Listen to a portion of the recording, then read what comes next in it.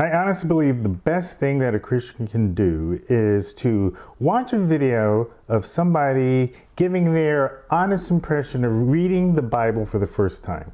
Someone who didn't grow up with the Bible, someone who is not influenced by church or by theology or even biblical scholarship. And depending on which part of the Bible you start with first, you're going to get different responses.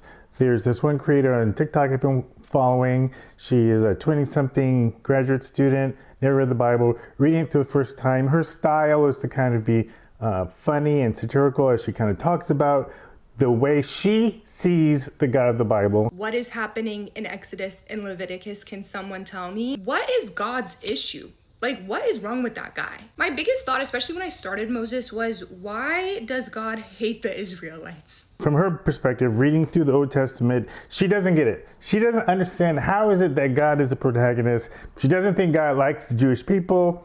And again, this is just her honest interpretation and reading of the Bible. Now, recently I finished watching a popular book reviewer. His name is Daniel Green. He has over 600,000 followers and subscribers on YouTube, and he predominantly reviews fantasy books. And he grew up agnostic. He is an agnostic atheist. He's never read the Bible. So he made this video a couple months ago where he read through the Bible for the first time.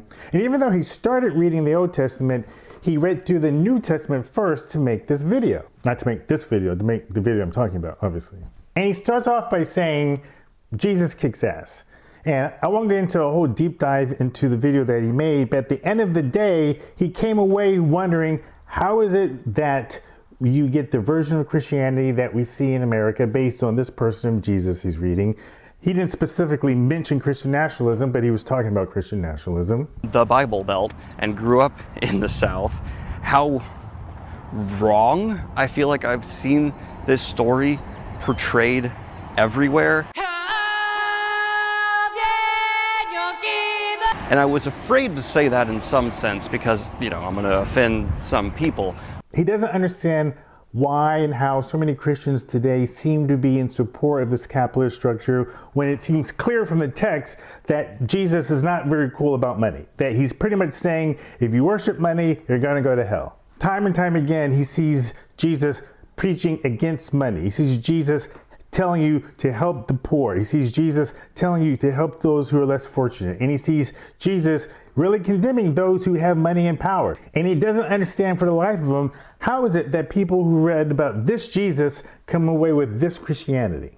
And it's fascinating to see his response to Jesus and to the Gospels and to Paul's epistles as someone who did not grow up reading the Bible, and he was reading the King James Version. And he admitted that, friends of his who are Christian told him that's the more conservative version. And even reading the more quote-unquote conservative version, he came away with a version of Christianity from his own perspective of reading Jesus that is way more liberal than what he sees in American Christianity today. And this is coming from somebody like him who grew up in the South. And I think what happens when you see these videos of people who are reading through the Bible for the first time without any outside influence as to how they are supposed to think about it, as to what it theologically means, just reading the plain text for how it is, they come away with a version of Christianity and Jesus that's completely different from what they're saying. When I think about my own experience as a person who now identifies as agnostic atheist, but for so many years I was a Christian. I was a Christian for like over 40 years.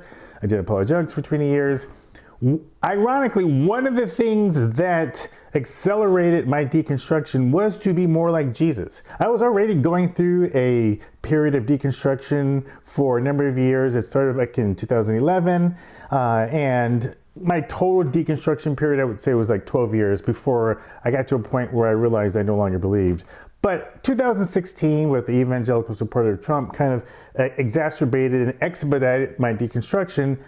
Not to the point where it was that made me stop believing, but it was the evangelical support of Trump and all these people who I had trusted supporting and a movement and a man that seemed to me empirically and the antithesis of what Jesus stood for. A man who was literally the exact opposite of all the fruit of the Spirit and represented all the 7 deadly sins. So like I said, that expedited my deconstruction, but it made me want to be more like this person, Jesus, in terms of I don't feel right not quote unquote liking gay people. It's not that I didn't like gay people. I had gay friends. In fact, it was my love for my gay friends and for people in the LGBTQ community that made me again question, why is it I'm not supposed to like this quote unquote lifestyle? I know I'm supposed to love the sinner. Love the sinner.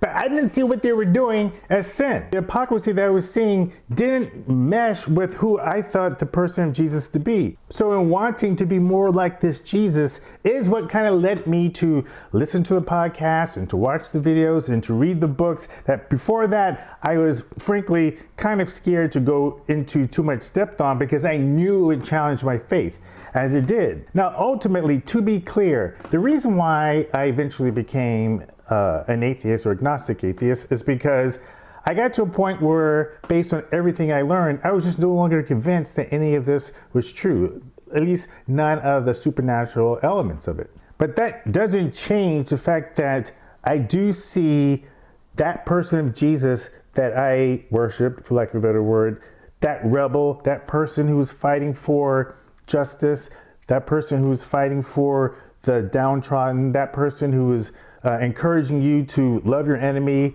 and to love in a way that was completely radical. That person, when I think about the kinds of things in the Bible that really would come from a transcendent being, a lot of the things that Jesus talked about seem to be like that. And I still honestly appreciate those aspects of Jesus. I appreciate those aspects of the Bible, those nuggets of wisdom and compassion and justice that seem to really align with what an all-powerful, all-just, all-good God would be like. In this video from Daniel Green, he essentially came to that same kind of conclusion. He's still an agnostic atheist, but he could understand why a person would follow this person of Jesus. And he pretty much says it plainly. If more people were like this Jesus, you would have more people in the club. And I think more Christians should see and watch the reactions of non-believers reading the Bible for the first time, not because it would end up having them become atheists or anything like that, but I think it would give you a level of, hopefully, of empathy and understanding as to what it is that people who have no outside influence, how the text falls on them. And understanding that from someone who is just looking at this like a child, and Jesus said to come to the text like a child, how they respond to it. And think, okay, based on this person who has this childlike approach to reading the text, what are the best answers to give to them? And so often I see answers from Christians that make me think they either don't care or are so indoctrinated that they can't even fathom the idea that a person would have the kind of questions that people have when they're reading the Bible for the first time. And so they start spewing and vomiting Bible verses back at a person who doesn't even believe the Bible with regards to this coming from a quote unquote all-powerful God. So my encouragement to you, if you are a Christian, seek out people who are reading the Bible for the first time and listen to how they are responding to it. Whether you watch a TikTok video, a YouTube video, or if you find somebody in real life who is sharing with you their experience of reading the Bible for the first time, just listen. Don't go in with any preconceived notions, to go in with any ultimatums to try to convince them. Don't go in with an apologetic mindset that you're going to give them all the answers that Frank Turek and William Lane Craig have for all these. No, just go in and listen to what they have to say and really meditate on how they are responding to the text. And then ask, for lack of a better word, pray, if you will, what is the best response to people who have those kinds of questions? That's my challenge to you, if you're a Christian. Are you willing to do that? Pray about it, and then come back and let us know in these comments what you think. That's it, and always remember, in the absence of biblical certainty, choose love. Peace.